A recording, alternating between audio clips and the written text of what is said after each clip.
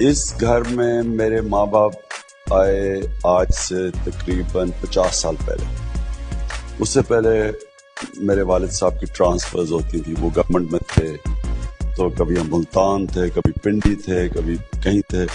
تو یہاں جب میں 8 سال کا تھا تب میرے والد صاحب نے یہ گھر بنایا. Oh, very good. So does it still feel like home when you come back?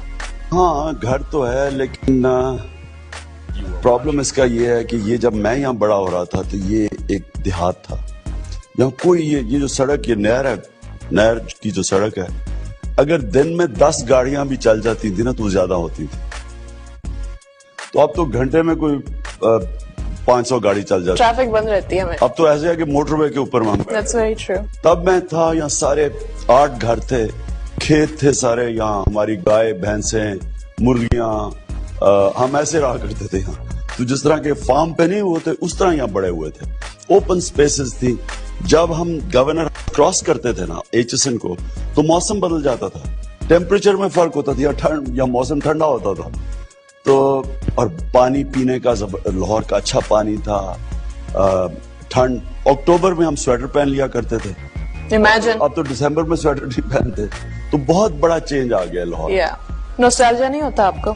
میری زندگی میں نوسٹالجیا جیسی چیز ہے ہی نہیں.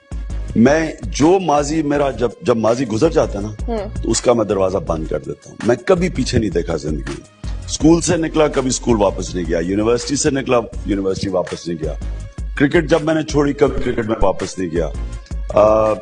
کوئی پرانی زندگی کی میری یاد نہیں, نہ میں کوئی تصویریں رکھی ہیں نہ کچھ, کیونکہ جو ماضی ہے وہ صرف سیکھنے کے لیے, رہنے کے لیے نہیں ہے. تو اس لیے مجھے نوسٹالجیا جیسی چیز کوئی سمجھ ہی نہیں ہے, کیونکہ آگے اتنے زیادہ چیلنجز ہیں کہ پیچھے کون دیکھتا ہے. پیچھے تو صرف آپ کی زندگی سبق سکھاتی ہے کہ پیچھے آپ نے کیا سیکھا, کرکٹ نے کیا سکھایا, اسکول نے کیا سکھایا, یونیورسٹی نے کیا سکھایا.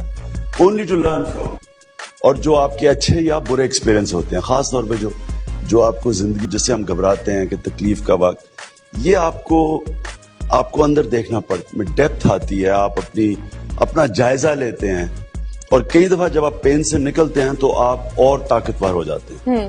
آپ اتنے بزی ہیں تو آپ کو ٹائم ملتا ہے جائزہ لینے کا, to look back to reflect on what you do now presently?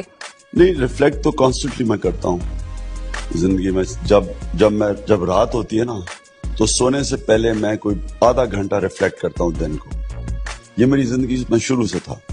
میرا کرکٹ میں بھی ہوتا تھا, جب میچ ختم ہوتا تھا تو رات کو سونے سے پہلے میں 1 گھنٹہ سارا دیکھتا تھا کہ میں کیا بہتر کر سکتا تھا, کیا نہیں, اس کو اینالائز کرتا تھا.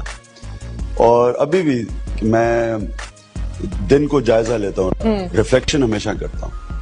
اور پھر میں سمجھتا ہوں کہ جو کامیابی زندگی میں جو لوگ کامیاب ہوتے ہیں ان کی سب سے بڑی کوالٹی یہ ہوتی ہے کہ ان کی انالیسس بہتر ہوتی ہے. وہ اپنی غلطیوں کا صحیح جائزہ کرتے ہیں. کیونکہ آپ اپنی غلطیوں کا اگر آپ نے مثلا ایک بیماری کو غلط ڈائگنوز کر دیا تو آپ کی بیماری اور بڑھ جائے گی. تو آپ کا ابیلٹی, کامیابی کی جو سب سے بڑی چیز ہوتی ہے کہ آپ اپنے بیسٹ کرٹک ہوں. آپ کو زیادہ بہتر جائزہ لینا چاہیے. کہ میں کرکٹ کے دنوں سے تھا کہ میں دیکھتا تھا کہ 1-2 کرکٹرز جب برا وقت آتا تھا, اور ٹیسٹ انسان کا برے وقت, of course. تو جب برا وقت آیا تو انہوں نے جو اپنا ڈائگنوز کیا کہ میں کیوں فیل ہو رہا ہوں, وہ کیونکہ غلط کر دیا, وہ اور زیادہ فیل ہو گئے. یعنی کہ وہ کئی ختم ہی ہو گئے کرکٹرز. Yeah. تو اس کی